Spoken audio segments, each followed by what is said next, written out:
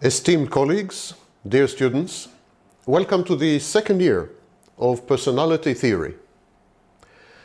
And this year we will focus on various dimensions of personality and how personality is related to identity, personal identity, if at all.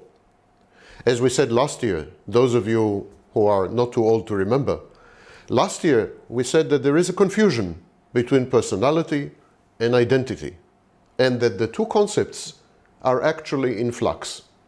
What we're going to do this year is we're going to analyze various dimensions and aspects, and we are going to do it using examples of mental health disorders and or behaviors and or mental health functions, such as memory. But before we go into all this, we need to take a kind of time travel trip back in memory lane to the very beginning of psychology. Psychology as a discipline is very old. We have writings by the ancient Greeks 2,500 or 2,600 years ago where they tried to analyze human psychology. Of course, they didn't use the word psychology, but it was psychology all the same. Modern psychology, so-called scientific psychology, started in the middle of the 19th century. And it started largely with two camps competing on the soul of psychology. The first one was the descriptive camp. Let's call it the literary camp, the almost artistic camp. And that would be, for example, William James in the United States.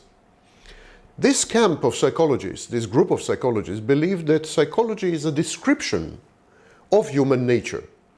Not very different to literature, only a lot more systematic and methodical. They believe that psychology is actually a form of taxonomy, of classification and categorization. Don't forget that only 100 years before, Carl Linnaeus classified and categorized all the living species, plants and animals. So classification was a big deal. Making lists of functions, mental functions, behaviors, how people interact with each other, was the heyday. So if you read William James's masterpieces, series of books he has written about psychology, you will see that it's actually a series of observations about humans in their natural habitat and about human nature. But at the very same time, the continent far away, Europe, there was a group of German scientists, German of course, who tried to make psychology, to convert psychology, to transform it into an accurate, exact science. So they set up laboratories, replete with all kinds of beacons and, laboratories that looked a lot like chemistry laboratories or physics laboratories. And their laboratories had electrical equipment. All looked very scientific. And what they said is that we should transform psychology into a science of measurement. They try to measure things. They try to quantify. So at the same time we had two camps, the qualitative, literary, descriptive, observational psychology on the one hand, and the experimental, science-like, measurement-oriented psychology on the other, mainly in Germany. The person who brought everything together, the two strands, was essentially Sigmund Freud. Sigmund Freud lived in Vienna. Vienna was under the sphere of influence of Germany. He actually met many of the German psychologists. He collaborated with a few of them. He adopted a lot of their thinking. And his initial writings, his first writings about hysteria and so on, are very scientific. By training, Sigmund Freud was not a psychologist. He was a neurologist. So he was a medical doctor. And as a medical doctor, he was used to measuring things, he was used to testing things, he was used to experimentation. But on the other hand, he was a well-read person, steeped in archaeology. He had a huge archaeological collection of archaeological artifacts. He read a lot of literature. He studied religion in depth. So he brought together the two strands. He combined experimental observational psychology with literary artistic psychology. And he wrote a few of the biggest masterpieces of human literature in the early 20th century in Vienna. But Freud made one serious mistake. And this mistake is with us to this very day. Freud observed only people with mental health problems. Freud never worked with healthy people. He never went out to observe healthy people. He never interacted with healthy people. Freud, as a medical doctor and later as a psychologist in a way, the founder of psychoanalysis, Freud was used to and described and wrote only about mentally ill people. But based on his experience with mentally problematic people, he generalized the theory of human psychology. But the fact is, well, at least in some countries, majority of the population is healthy, normal. Majority of the population are not like the clients and patients of Sigmund Freud. And taking the information that he got from his patients and declaring that this information applies to healthy and normal people is a methodological mistake. You cannot generalize from a highly specific population into the general population. We know it today. And yet, everyone who came after Freud, with the exception of the behaviorists, everyone who came after Freud repeated exactly the same thing. They observed unusual, unconventional, pathological, extreme situations. They observed unusual, mentally ill, mentally problematic, mentally disordered people. And then they took this information and they generalized it. They said, well, this is how people think. This is how people emote. This is how people work. And this is how people interact with each other. Right? Wrong. This is how people with mental health problems do all these things. Not healthy and normal people. So what can we say about so-called healthy and normal people? First of all, as you remember from the previous year, normality or normalcy is an ideal. There is no such a person. There is no, we never found, we will never come across a normal person or a healthy person. It's kind of an ideal. We compare people to this ideal and then we grade them. We say, well, if you are 80% of this ideal, you're normal and healthy. If you are 30% of this ideal, then something's wrong with you. So taking into account that normalcy, the concept of normalcy, is an idealistic generalization that has no place in reality, taking this into account, still we can say that the concept of personality and the concept of normal personality and the concept of abnormal personality, all these three interconnected concepts, crucially rely on a few dubious tenets, a few problematic assumptions, and many things we ignore. We ignore by choice, and sometimes we ignore by cognitive bias, because we are human beings, and we tend to ignore such things, even in day-to-day life, and also in science, and definitely in psychology, which is not exactly a science. So what I want to do in this first lecture is to discuss 5 dimensions of personality and identity. Most of these dimensions are acknowledged in the scholarly literature. However, they're acknowledged as a footnote. They are tackled haphazardly, in passing, as though they are not very important. But actually, I think they are absolutely critical and crucial. And if we review all the so-called knowledge of psychology that we have, we may discover that most of it is either wrong or should be revised dramatically in view of these 5 dimensions. So let us start. The first dimension, of course, is in which culture, in which society, which type of society do we live? Some societies are individualistic. Some societies are collectivist. Some societies are consensual. They aspire to consensus. Some societies are conflictive. They rely on conflict and adversary relations.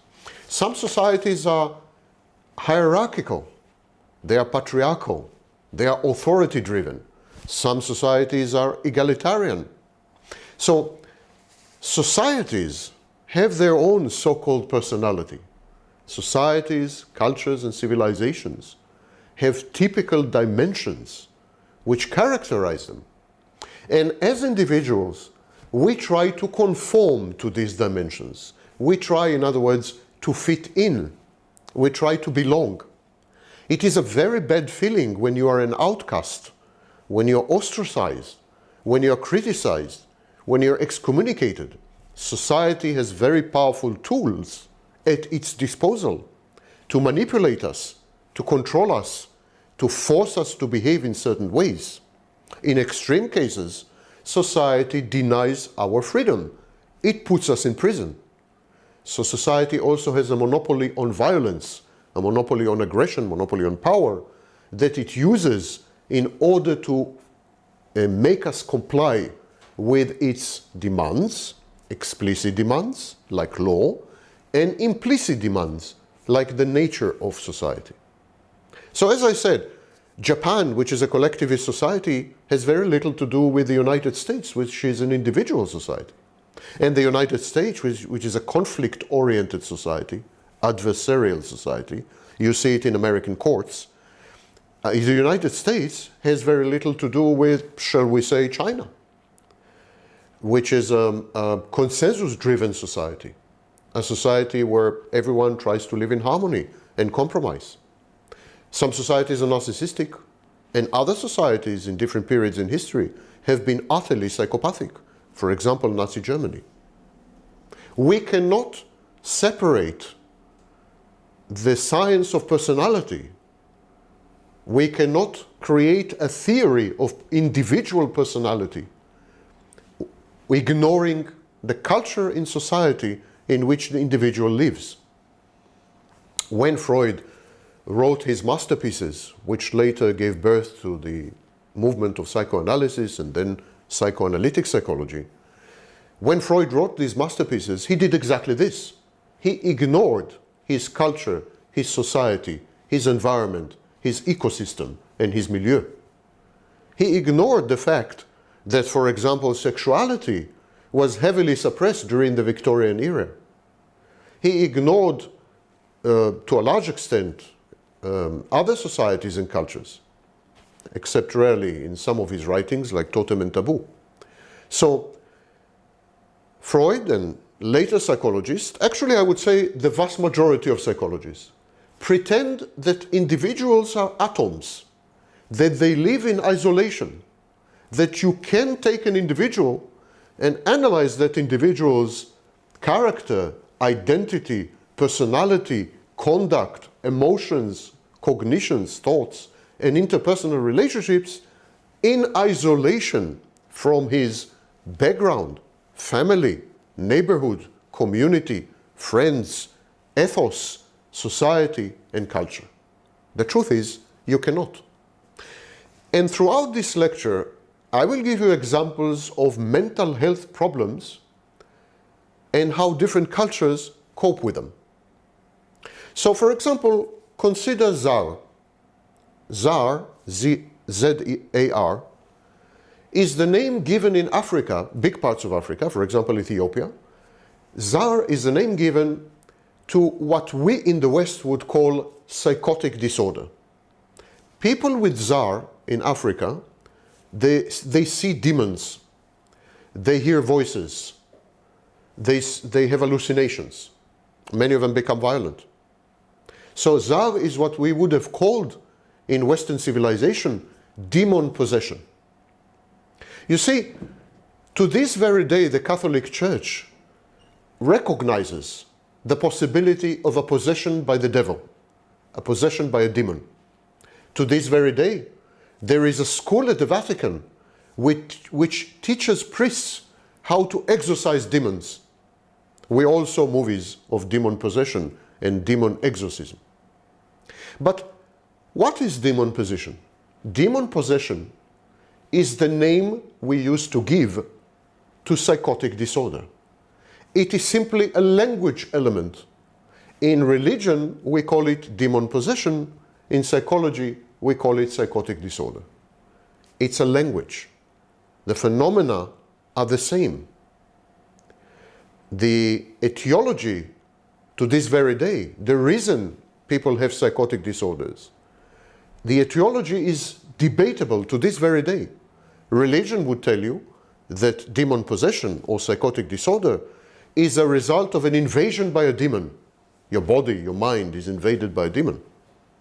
So psychology will tell you different stories that are equally implausible, by the way. And psychiatry will tell you that psychotic disorder is a result of a biochemical imbalance in the brain. But to this very day, there are no conclusive studies. And to this very day, there is a massive philosophical confusion in the ranks of psychiatry. Because it is true that when you have a psychotic disorder, you have a biochemical disorder as well.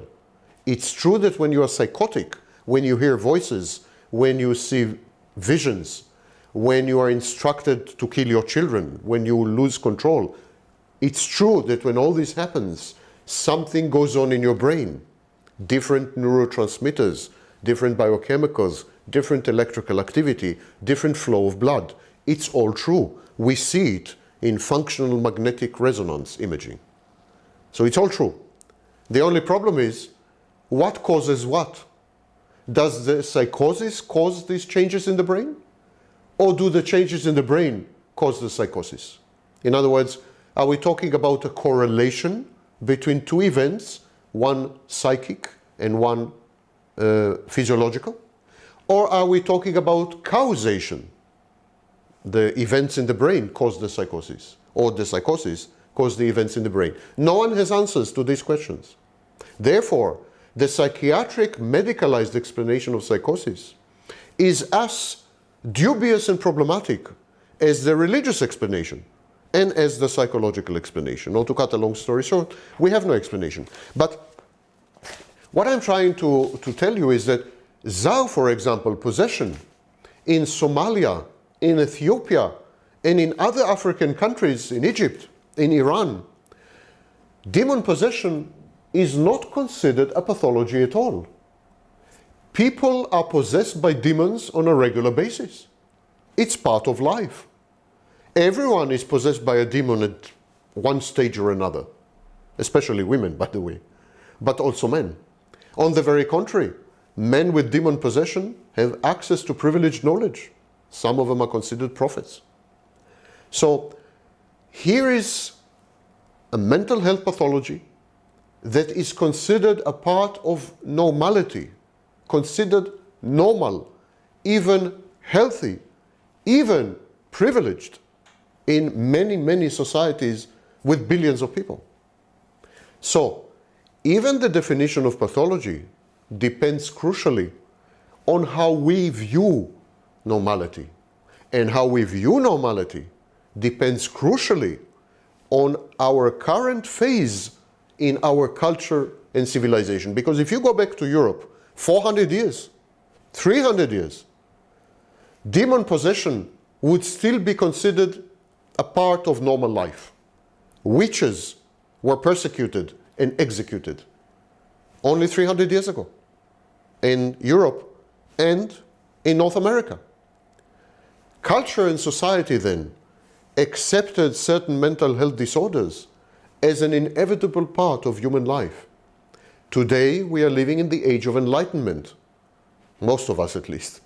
Today we don't believe in demons, we don't believe in devils, we don't believe in witches, except if we're married to one. So today we would not use this language to describe these phenomena. We would use the language of psychology, because psychology is enlightened. Psychology is scientific. You see, psychology is being taught in your university. Witchcraft is not.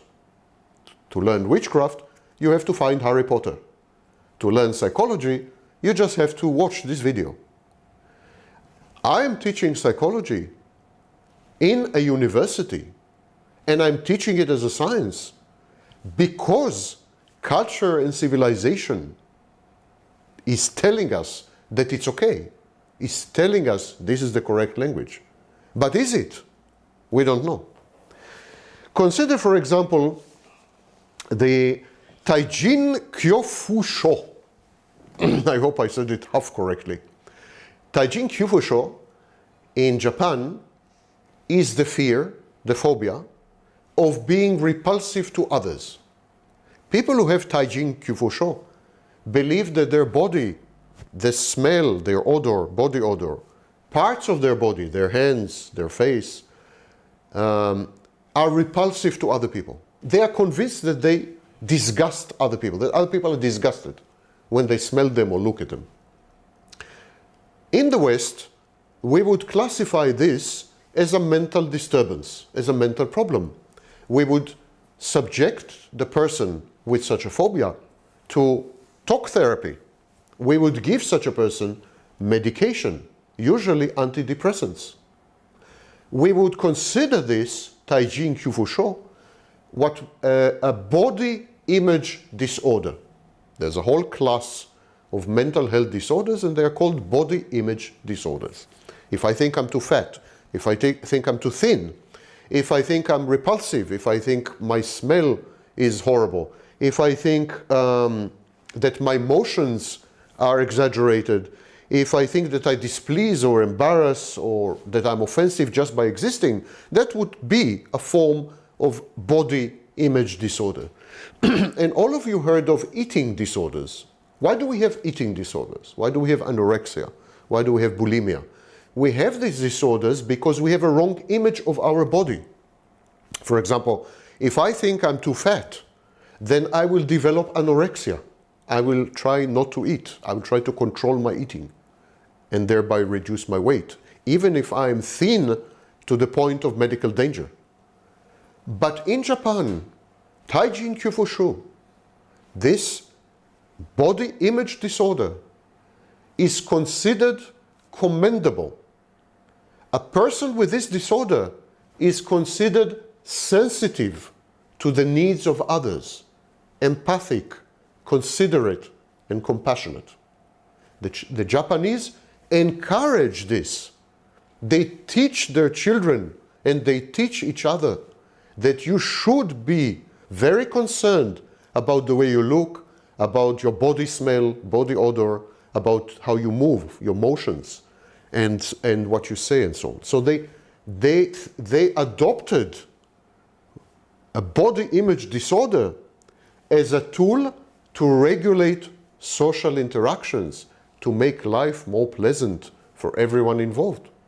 Here is a situation where a culture, a society, a civilization, the Japanese culture, adopts what in the West is considered mental health disorder, adopts it as a virtue, as something recommended, as something you should have if you are a good person. It's good in Japan, it's bad in the West. In the West, you get treatment. In Japan, you get praise. Consider, for example, mal de ojo. Mal de ojo is the Spanish for evil eye. Evil eye is the belief that other people can affect your child, your unborn child and your baby, just by looking at that baby, by giving praise to the baby, saying, oh, how beautiful it is, coo, coo, coo, wonderful baby, etc., etc. The evil eye is a curse, a malediction. It can make the baby sick. It can even kill the baby. So women in many societies, some parts of Russia, in Spain, Latin America, some parts of Asia, and big parts of Africa, women do not tell other people that they are pregnant. They hide their babies. Once the baby is born, they hide the baby for a few months for other people not to give the baby the evil eye. In Turkey, people sell their babies. They try to cheat the evil eye by selling the baby to another family. And such babies receive the name mercado or mercada, bought and sold in Spanish. So there are many ways of coping with the evil eye. But why am I mentioning the evil eye? If you went to a Western psychiatrist and you told the Western psychiatrist, listen, I believe that my neighbor is putting an evil eye on my baby, the Western psychiatrist will prescribe medication. Because in Western psychiatry, to believe that someone has the power to kill your baby just by looking at it is a delusion. It's a delusional disorder.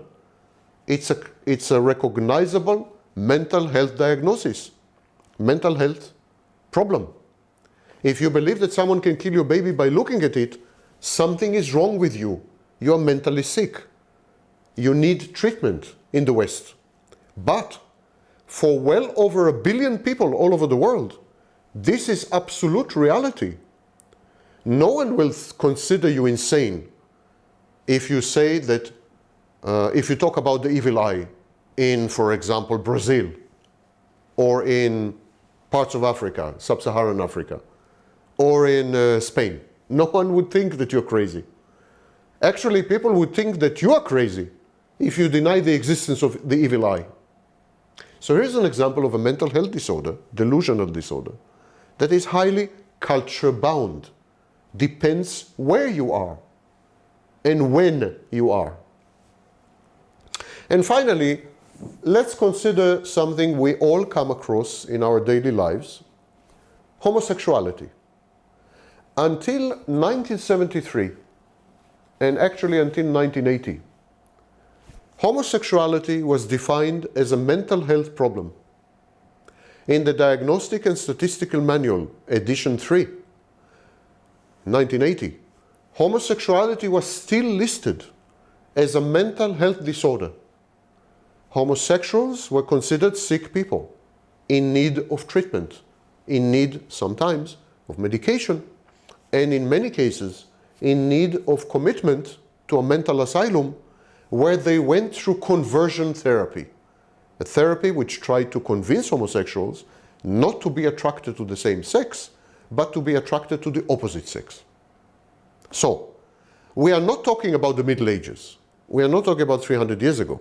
We are not talking about Japan. We are talking about the West. We are talking about the United States of America. We are talking about the leading document of mental health, Diagnostic and Statistical Manual. And until 1980, a year after the AIDS epidemic started, homosexuality was considered a mental health problem. Until the year 2013, sadomasochism, sadomasochistic sex, until 2013, was considered a mental health problem.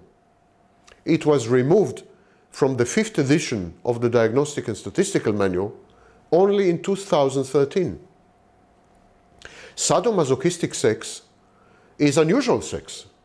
It is a rare form of sexual preference.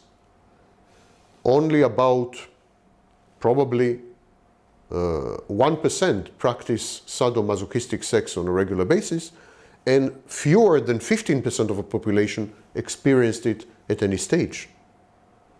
Yet until 2013, that's only 5 years ago, it was considered a mental illness, a mental sickness, which necessitated treatment. Today, 5 years later, society changed. Because, listen, what changed? The sadomasochistic practice did not change. The people who practice sadomasochism did not change. The knowledge of the psychiatric profession, psychological profession, did not change in 5 years. What changed was the attitude of society, the attitude of culture towards sadomasochistic sex.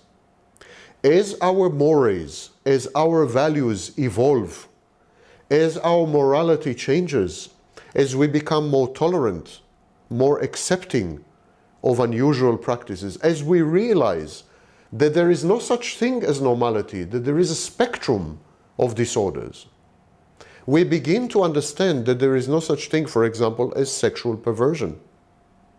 We begin to understand that two consenting adults, if they don't harm each other, can do anything they want and it would be utterly healthy. We are transforming the concept of mental health. We understand that human sexuality, human behavior, human sexual orientation, human interpersonal relations, human thinking, human emotions, they are not isolated points or isolated events which we call normal. They are on a spectrum. And in this spectrum there is place for everyone. We used to think that there are only two sexes, male and female. Today we identify 7 sexes. And in census questionnaires in the United States, all 7 are going to be listed 2 years from now. So our thinking is evolving according to our culture and our society. In other words, what I'm saying is very worrying. What I'm saying is very frightening and very problematic, because what we consider to be clinical entities, what we consider to be psychological diagnosis, maybe we are wrong. Maybe many of the things we today consider to be mentally ill or mentally sick or mentally unhealthy, maybe in 100 years will be considered totally normal, totally healthy. What about borderline personality disorder? What about narcissistic personality disorder? What about psychopathy? Are they mental illnesses, or are they society's judgment of certain people? We don't know. Experience shows that many things that used to be defined as mental illnesses are no longer defined as such. The second dimension is reality. We tend to talk about personality, about character, and about our personal identity as independent from reality. It's like we exist in some vacuum. There is us, and we observe reality. There's reality and us.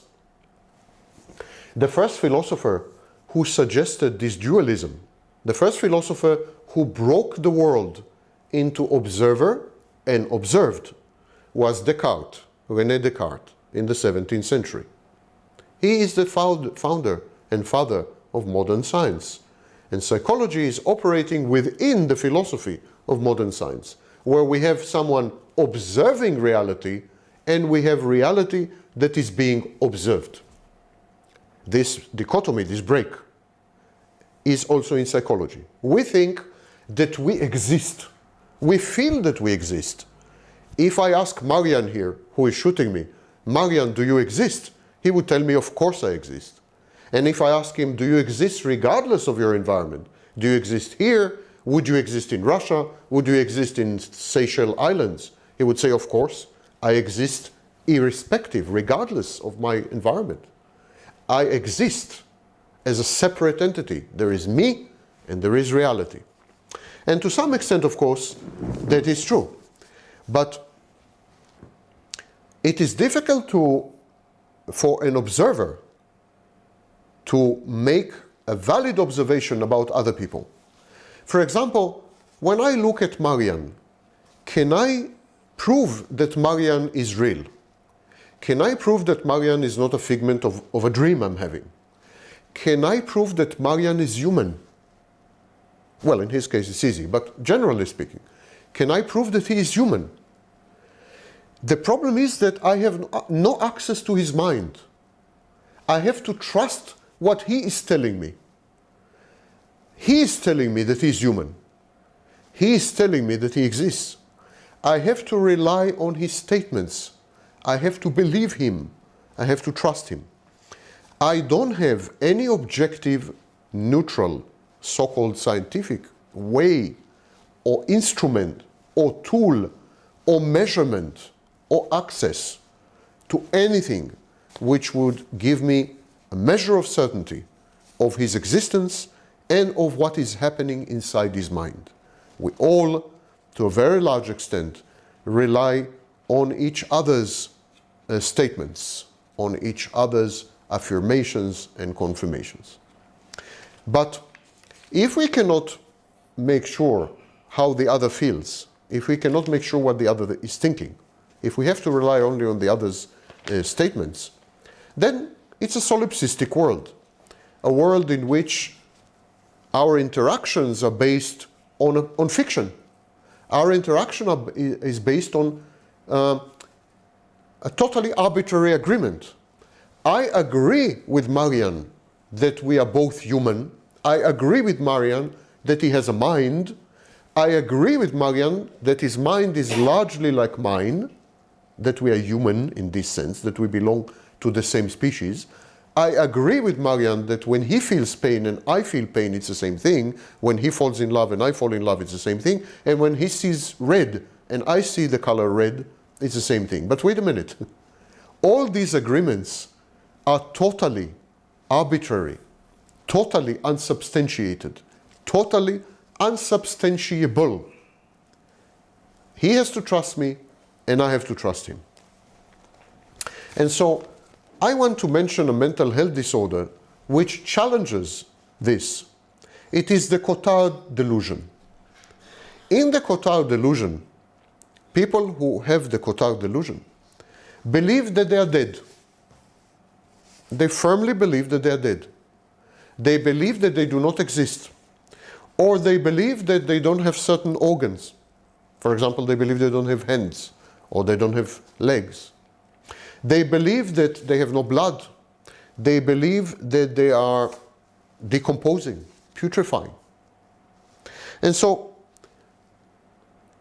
people with Cotard disorder don't participate in the intersubjective agreement. They don't agree with us that they exist. They challenge our assumption, our presumption that they exist. Of course, there's a lot of contradiction in Cotard, because if you ask them, if you are dead, how do you know that you are dead? Who is it that knows that you are dead? For you to know that you are dead, you must exist. On philosophical grounds, the Cotard delusion is insane, and it is indeed a form of insanity. But it challenges our basic assumptions about intersubjectivity, our basic assumption about our ability to recognize each other as existing entities of the same type. There is at least one mental health disorder where this is not true. And when we come across a psychotic person with psychotic disorder, he would see the world totally differently to us. He would see himself totally different. And his mind is absolutely not like ours. So if there are human beings with Cotard syndrome, human beings with psychosis, if there are human beings who are so radically different to us that we have no common ground, we don't share the same mind, we don't have the same emotions, we don't have the same cognitions, and we have basic disagreements about the world, in which sense are we human? In which sense are they human? If there are groups of people who challenge the intersubjective agreement, maybe the intersubjective agreement is a piece of fiction. Maybe it's not valid. And this leads to the question of reality. Is there an objective reality? Is personality, character, and identity objective entities? If I have an interaction with Marian and someone else has an interaction with Marian, will I be able to agree with that someone else about who Marian is? Look, if I observe this camera and someone else observes this camera, both of us will agree fully about this camera. We will agree how high the camera is, we will agree about how it looks, we will agree on its size, we will agree on many, many issues. There will be no disagreement between two observers who observe the camera. But if two observers observe a person, if two observers observe another human being, in most cases, they will disagree. They will disagree about everything. They will disagree about the way he looks. They will disagree about his mind. They will disagree about his emotions, his cognitions, his behavior, whether he's pleasant, not pleasant, etc., etc. So I'm asking you again, if two observers look at a human being and they cannot agree on anything, literally, then what do we know about this human being? If there is no agreement in observations, how can there be a science? Imagine that people would look at the sun and no one would agree with anyone about the sun. Can then we say that we know anything about the sun? Of course not. And that's the problem in psychology. That's one of the problems in psychology. When we observe a personality, when we look at a personality, we cannot agree.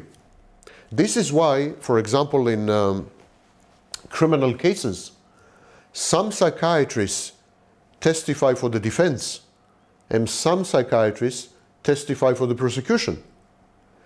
Both groups of psychiatrists interviewed the same person. Both of them administered the same tests. Both of them had the same conversations. Both of them were trained with the same tradition of learning and scholarship. Yet, they cannot agree. Some of them work for the defense, some of them work for the prosecution. So what kind of science is this? And what is the meaning of identity and personality if we cannot agree what is this identity and personality? Indeed, I mentioned the Cotard syndrome, where people say that they are dead, where they say they don't exist. And we have similarly extreme cases in psychology. Consider the Capgras delusion. In the Capgras delusion, people claim that their loved ones, spouses, children, parents, have been replaced by aliens, have been replaced by other people. These other people look the same, talk the same, move the same, but they are not the same. So someone with a Capgras delusion would come to a psychologist or psychiatrist and would say, listen, I woke up this morning and I looked at my wife and she is not my wife. She looks like my wife, she smells like my wife, she talks like my wife, she does everything like my wife. But I know for sure she is not my wife. She is another person impersonating and imitating my wife. This is the Capgras syndrome. And now, it challenges us. Because if a person has a fixed identity, and if all observers could agree on that identity, Capgras syndrome would have been impossible. This dysfunction in the machinery of recognizing other people teaches us that the machinery itself is a bit arbitrary. Let me explain. This camera has a buttons. Whenever I push the button, I will get the same result. In this camera and in every other identical camera. I could have this camera here in Macedonia. I could have the same camera in Russia, same camera in Japan, same camera in India. If I go to any of these cameras and I push the same button, I will get the same result. There will never be a case that I will push the button and I will get a totally unexpected result. The camera may stop working, it may stop functioning, but as long as it is functioning, if I push the button, I will get only one result. This is called the principle of monovalence. But Capgras syndrome teaches us that some cameras work differently. That if I push the button on that camera, it will not do the same thing as other cameras. The minute we have one camera where the button produces a different result, we cannot have a general rule about all these cameras. Do you know the famous story of the black cats? We have a sentence, all cats are black. And then we begin to look outside, and we see one black cat and two black cats and three black cats, and we sit for 1 year, and we see 100,000 black cats. And then we sit for 10 years, and we see 11 million black cats. All the cats we've ever seen are black. Can we say that all cats are black? No, we cannot. Because in the next year, there may be a white cat passing.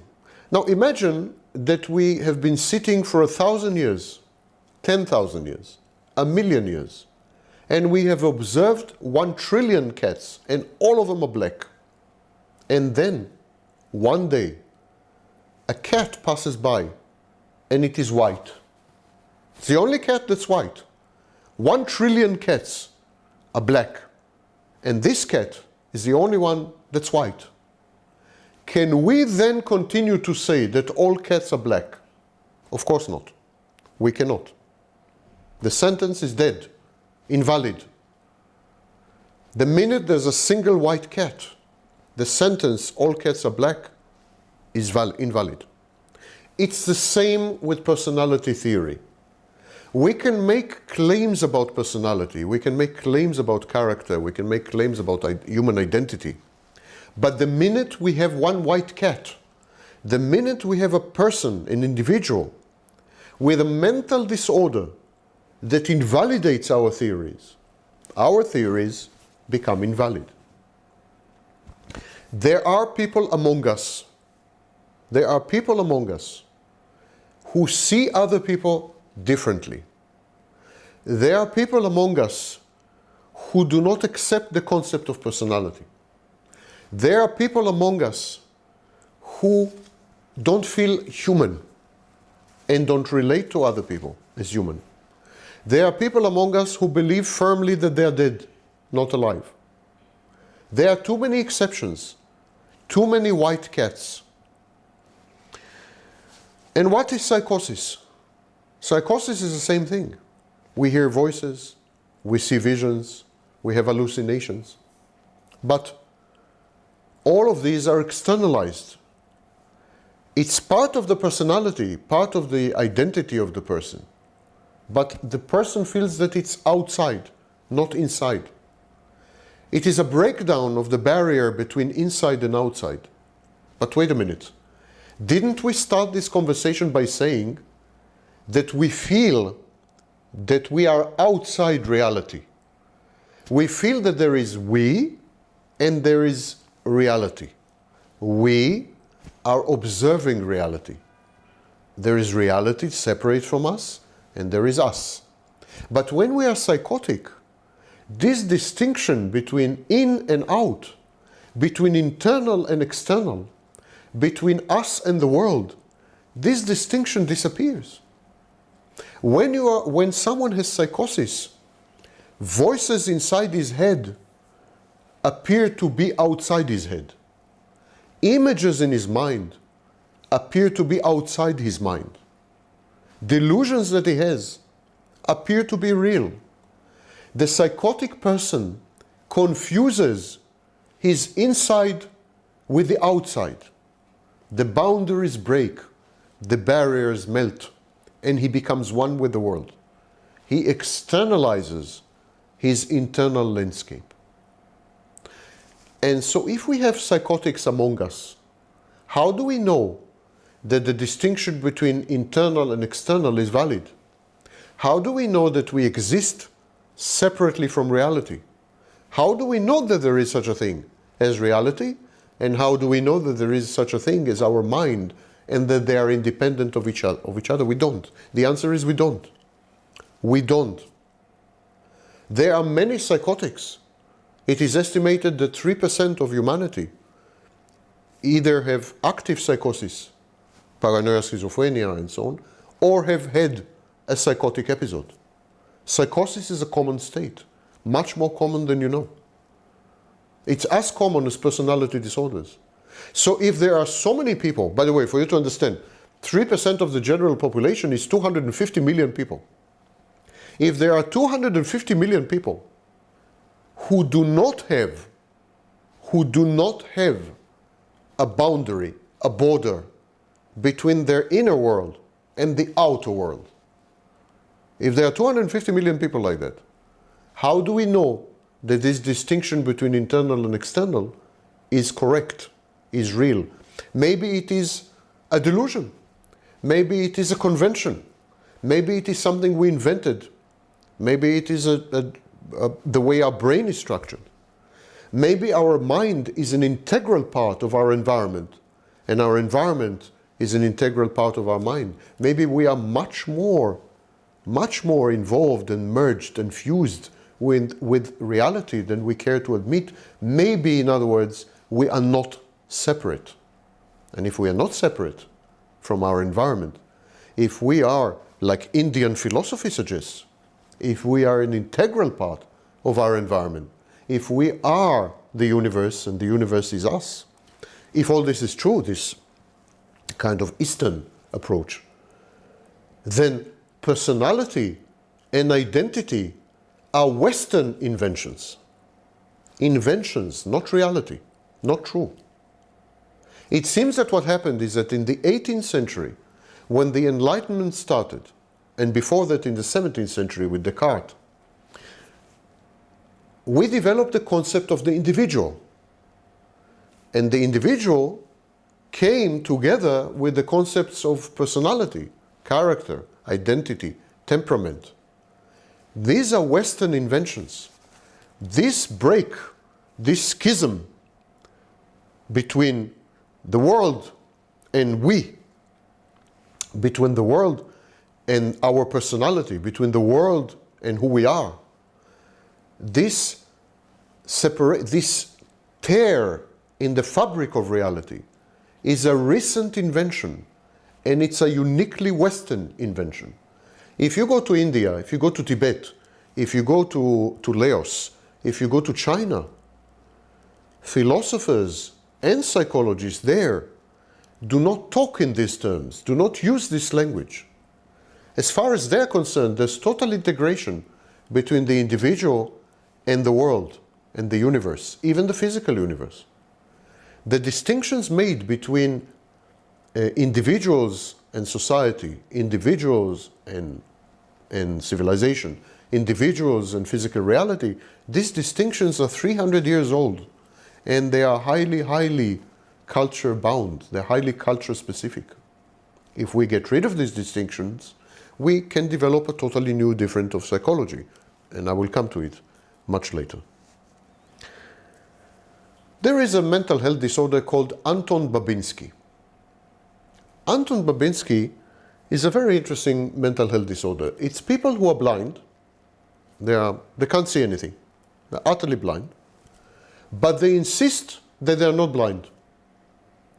These people insist that they can see perfectly well.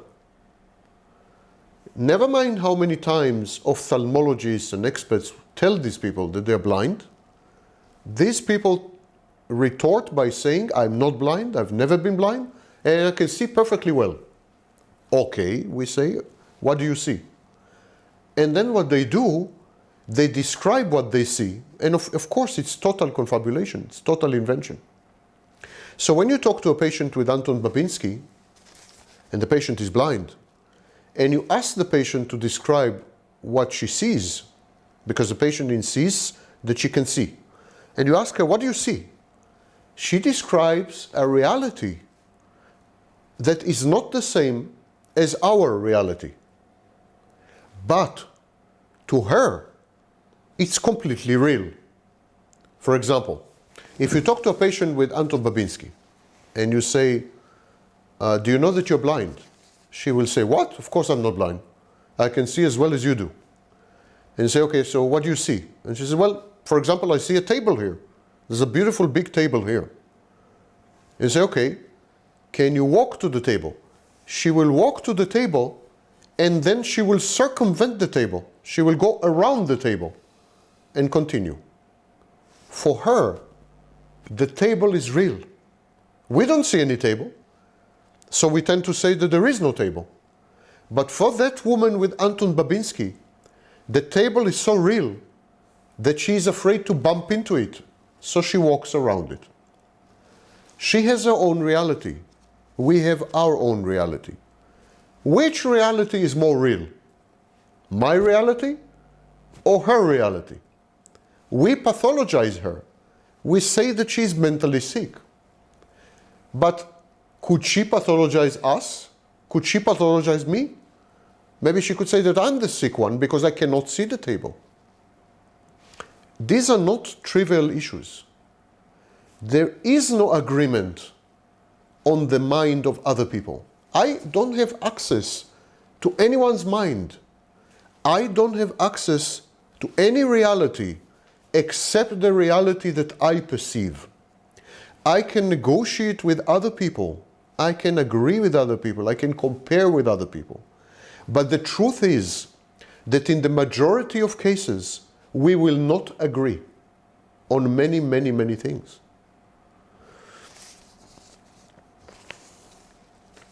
I mentioned Anton Babinski, where people who are blind say that they see.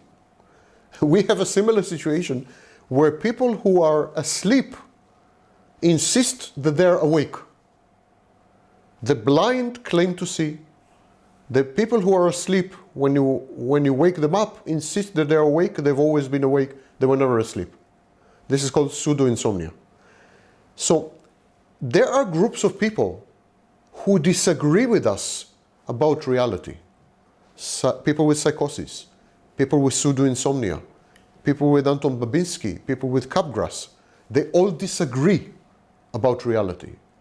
Actually, if we put together all the people who have impaired reality test, in other words, if we put together all the people who see reality in a different way to us, they don't see reality like we see reality.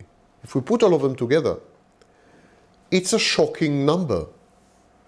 About 40% of all people, almost half the human population, would disagree with the other half. We are not talking about 1% who disagree with 99%. We are talking about one half who disagree with the other half. Cognitive distortions, hallucinations, delusions, and impaired reality test characterize 40% of the population with a variety of mental health disorders. Do we have agreement on what is reality? Do we have agreement on what it is to be human? Do we have agreement on what personality is, on what identity is? Do we have agreement on emotions, on cognitions? Do we know what other people feel, think, how they see reality? And if we do we agree with them on reality? The shocking answer is no, we don't. And if there is no agreement on reality, on what is personality and on what is to be a human being, how can we develop a science of human being, a science of humanity? How can we develop psychology if we disagree on these foundational issues?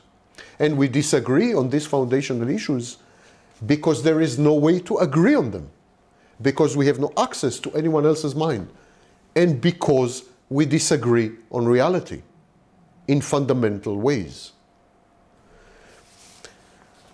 So, in day-to-day life, one of the counter-arguments when you talk to, for example, a psychologist, if a psychologist were to watch this lecture, the counter-argument would be, yes, it's true. Many people disagree with many other people about what is reality and what is in reality, the content of reality, etc. That's true. It's also true that I have no access to anyone else's mind. So I don't know what they're thinking. I don't know what they're feeling. I don't know what they are seeing. I don't know what they're hearing. I have to rely on their statements. It's also true. It's also true that if someone says that he is in pain, it's not necessarily what I would describe as pain.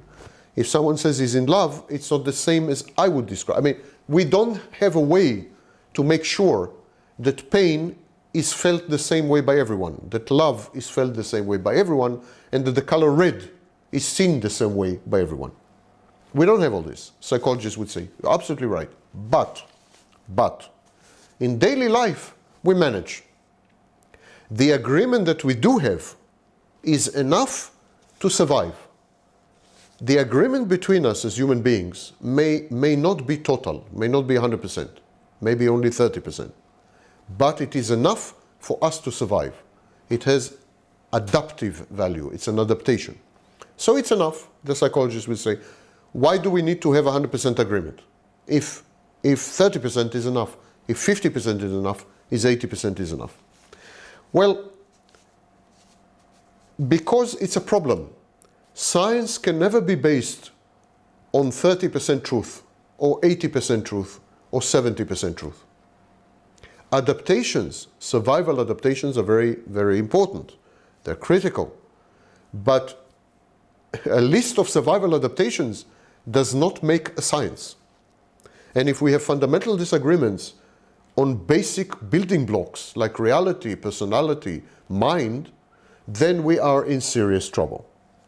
Consider, for example, dissociation. Dissociation is a state of forgetting. When we forget things, when we disconnect from the world. Dissociation is very common in daily life. For example, when we drive, we do it automatically. We dissociate. Our mind is somewhere else. Our body is driving, but our mind is somewhere else. When we watch a very good movie, we are in the movie. We forget our environment. That's a form of dissociation. When we forget some unpleasant facts, that's dissociation. When we suppress or repress a traumatic event, that's a form of dissociation. So dissociation is extremely common in daily life, and all of us have hundreds of cases of dissociation every single day. But if you stop to think about dissociation, you realize that dissociative states are a massive challenge to the very possibility of constructing a science of psychology. Because in a dissociative state, we no longer have access to reality, and actually we no longer have a sense of identity and personality. Because identity and personality rely crucially on a continuity of memory. If you were to lose all your memories tomorrow, you would not have an identity. People with amnesia don't have an identity. People with Korsakoff syndrome, alcohol that destroyed the brain, and as a result destroyed all the memories, don't have identity. Without memory, there is no identity. And without continuity of memory, without a narrative that connects all the memories, there is no sense of identity. And without a sense of identity, there is no personality. So, dissociation challenges the very basic concepts of psychology, because when you dissociate, you have no memory. And when you have no memory, you have no identity. And when you have no identity, you have no personality. But wait a minute, we all dissociate all the time. Typically, we dissociate hundreds of times a day. Marian right now is surfing his smartphone, and he doesn't know it. But he is dissociating from this boring lecture. It's dissociation. It's no problem, Marian. If I could, I would do the same. But he is in a state of dissociation. If we stop right now and I ask him, Marian, what was I saying? He will not be able to say. He has no memory of these minutes. Or he has a different memory of these minutes to my memory. In this sense, there was a break, a discontinuity in his identity and in my identity. We would not agree on reality because we both dissociated in a way. And of course, when Marian is driving, he dissociates because driving is automatic. And if I were to stop him in the middle and ask him, what were your foot doing? he would have difficulty to tell me because he was not there. Shockingly, between 10 and 20% of the time, we dissociate. We are not there. In other words, our memory is absolutely not continuous. It's a myth. It's a myth. It's a story. It's utter nonsense to say that we have continuous memory of our lives, that we know who we are at any given second, that we are always there, that we are always present, that we are always with full attention. Attention span problems, attention span dysfunctions are huge, not only in mental health problems like ADHD, but in daily life. Actually, Freud wrote a book 100 years ago, more than 100 years ago. It's titled The Psychopathology of Daily Life. Freud suggested that when we forget keys, which is a common occurrence, we actually dissociate. Think about it. How is it possible not to know where you left your keys?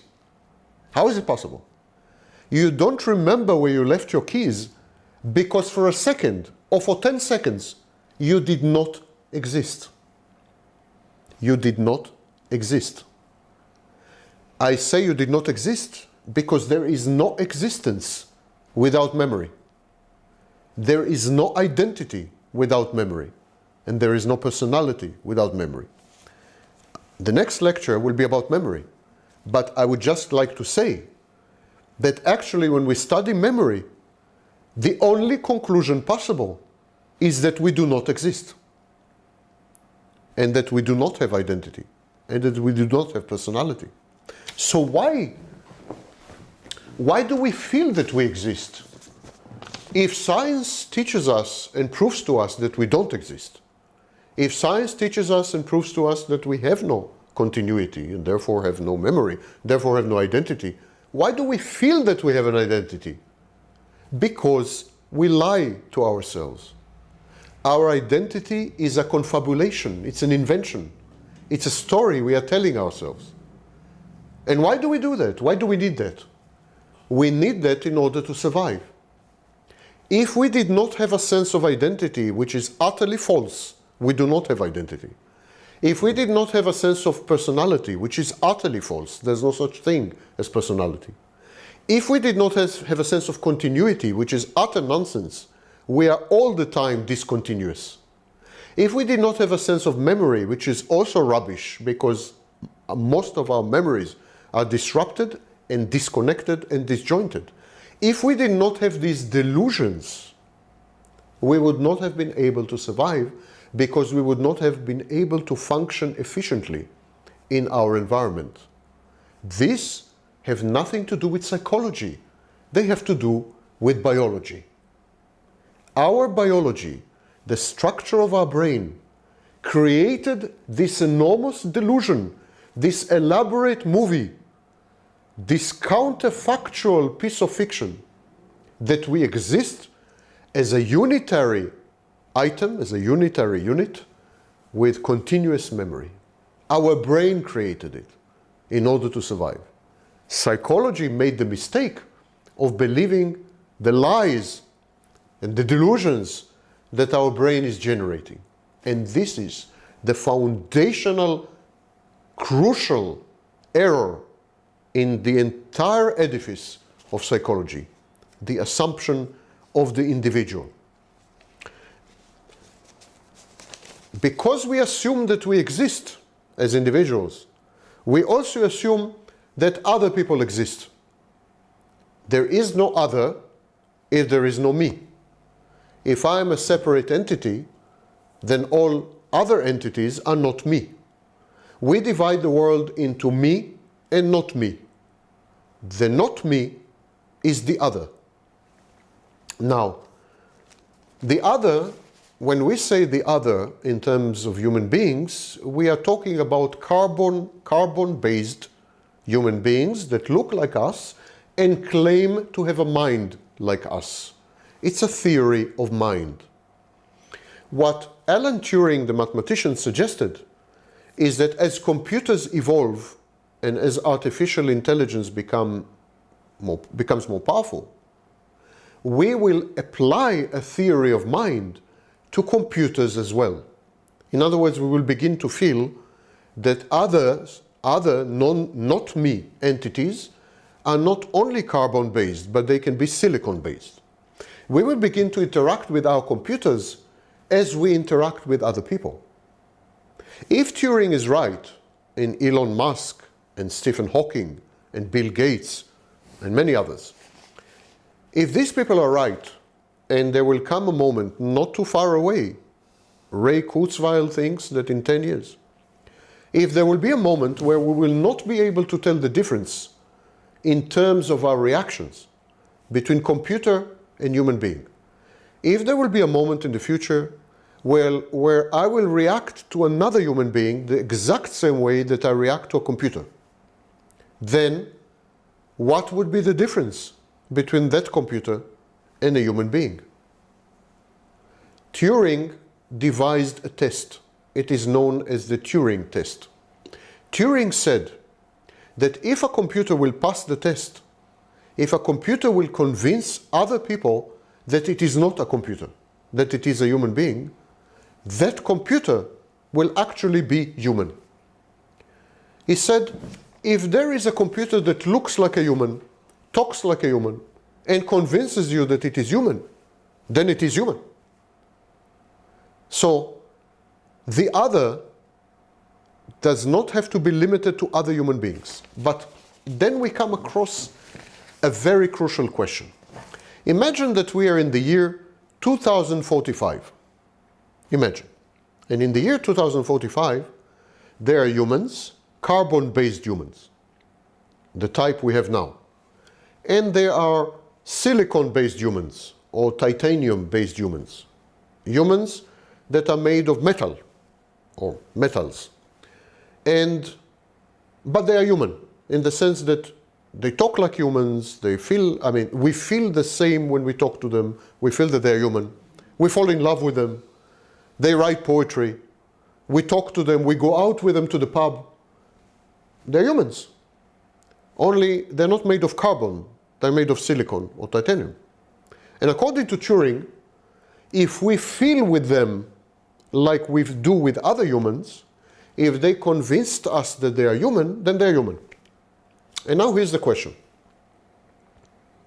When I see another human being today, not in 2045, but today, when I see another human being, I assume that he has the same mind like me. I assume that he has the same emotions, same cognitions, same pain, same love, same everything. When I see another human being, I assume that we are the same, largely speaking, in principle. In 2045, I will see someone who looks like a human being, talks like a human being, etc., etc. I can fall in love with her. And then she will tell me, oh, I forgot to mention, darling, I'm made of titanium. How would I know that she has the same mind like me? Can you think of any test which will convince me that she, the person I fell in love with, the entity I fell in love with, but she is made of silicon? Can you think of a test which will convince me that she has the same mind like me? The answer is there's no such test. And in principle, there cannot be such a test. Today, if I meet a woman and I fall in love with her, and I ask her, what are you made of? She will say, well, I'm made of carbon molecules. I say, well, okay, if you're made of carbon and I'm made of carbon, I can also assume that we have the same mind. Tomorrow, she will be made of titanium. And she says, I'm made of titanium. Automatically, I will assume that she does not have the same mind. Why? If I ask a woman today, do you have the same mind like me? Do you feel love and hate and rage and fear and pain and the color red? Do you sense all these things exactly like me? She will say yes, and I will believe her. But if in 2045 I meet a woman and she's made of silicon, the only thing I can do is ask her, do you have the same mind like me? And she will say, yes, I love and I hate and I rage and I feel pain exactly like you. Will I believe her? It's very unlikely that I will believe her. I'll probably not believe her. But why? Why will I not believe her? Is it only because she's made of silicon? What in her composition changes my ability to believe? And so, empathy is the only way for us to relate to other people. We put ourselves in other people's shoes.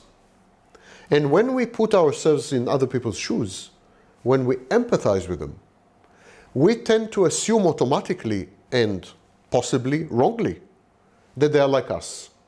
And that is a mistake, of course, that we make with psychopaths and narcissists. Psychopaths and narcissists are made of carbon. They look like us. They talk like us. And so we assume that they are like us. But of course, psychopaths and narcissists are not like us. Actually, psychopaths have very little to do. The mind of the psychopath has very little to do with the mind of the normal person. In this sense, the psychopath is an alien or a form of artificial intelligence. But we make the mistake of thinking, because of empathy, we make the mistake of thinking that he is like us. So, Western division of the world between observer and observed, individual and reality, is very problematic because it created the concept of the other. The minute we divided the world into me and not me, we are forced to make assumptions about other people because otherwise we cannot survive. These assumptions are based on total arbitrary, fictitious agreements, narratives, and stories. They are not safe assumptions. They do not say anything about reality that is valid or rigorous. And when we come across psychopaths, we find it out the hard way. Because psychopaths take advantage of this hidden assumption that we are all the same. Psychopaths know that they are not the same, but they cheat you. They deceive you into thinking that they are the same. They take advantage of your need to assume that everyone is like you. And then, of course, they take your money, or they kill you, or they do something horrible. So, the assumption of the other is not only dangerous, but it's counterfactual. There is no way we can know anything for sure about the other. Never mind if that other is made of carbon or of titanium. Finally, I want to talk about the medicalization of psychology. In its desperate attempt to become a science, psychology is trying to become a branch of medicine via psychiatry and not via psychiatry. So psychologists are conducting experiments, they are writing papers with a lot of mathematics, they are using statistics, and they try to medicalize conditions. Some conditions used to be considered mental health conditions, but today we know that they are diseases of the body. They have nothing to do with mental health. For example, schizophrenia paranoia or psychotic disorder. We used to think of schizophrenic people, we used to think of paranoids, as people with mental health problems. Today we know that the problem is biochemical. It's a problem of neurotransmitters in the brain. And so it's no longer considered a mental health issue, but a disease, like cancer or tuberculosis. Depression is going that way. We are beginning to think that depression, especially bipolar disorder, mood disorders, we are beginning to think that these disorders are actually not mental health disorders, but bodily disorders, exactly like cancer or tuberculosis. So, gradually, big parts of psychology are being transformed into medicine. And what is left, like personality disorders and so on, learning disorders, disorders of affect. What is left is also in the process of being medicalized. There is a problem with medicalization. First of all, as I mentioned before, we don't know what causes what. Correlation is not causation.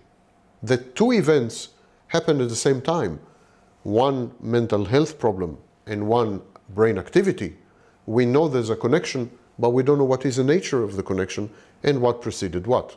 Second thing is that psychological tests are not scientific tests.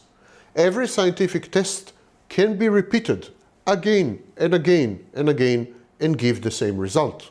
We cannot repeat psychological tests, not even with the same person, because the person changes.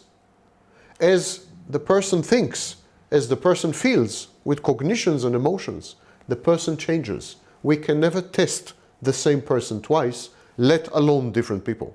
So psychological tests are not repeatable, and they rely to a large extent on self-reporting.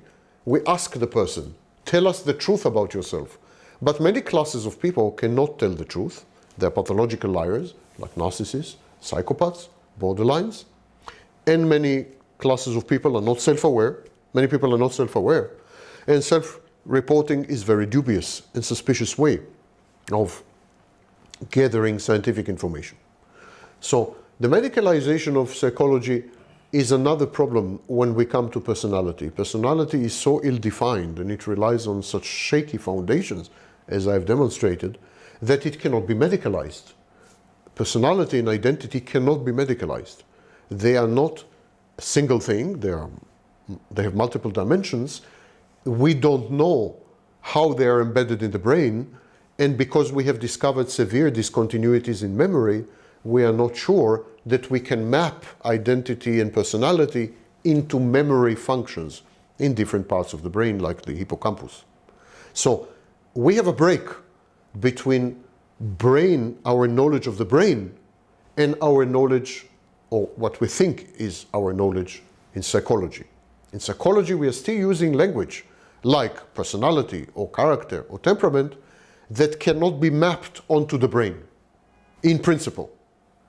Either we change the language of psychology so that it conforms fully to brain activity and phenomena in the brain, or we agree and decide that knowing the brain does not add to our knowledge of psychology, that there is kind of dualism.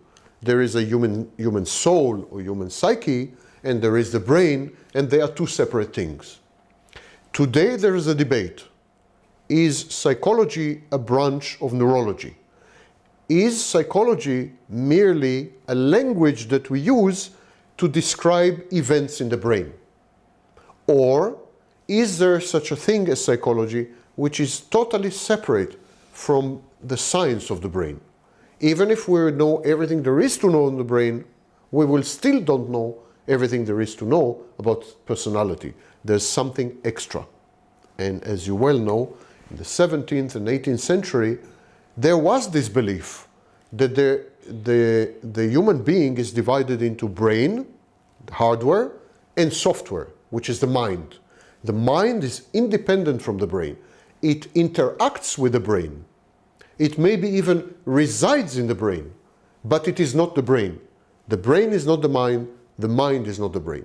So if this is the case, what is the personality? If the mind is not the brain, is the personality not the brain? If the mind is the brain, why do we need personality? It's enough to specify brain activities. It is where there is a break between psychology and brain science. And this break is at its most extreme manifestation in the study of memory, which is the subject of our next lecture. I wish to thank the survivors for listening, and I will now take questions.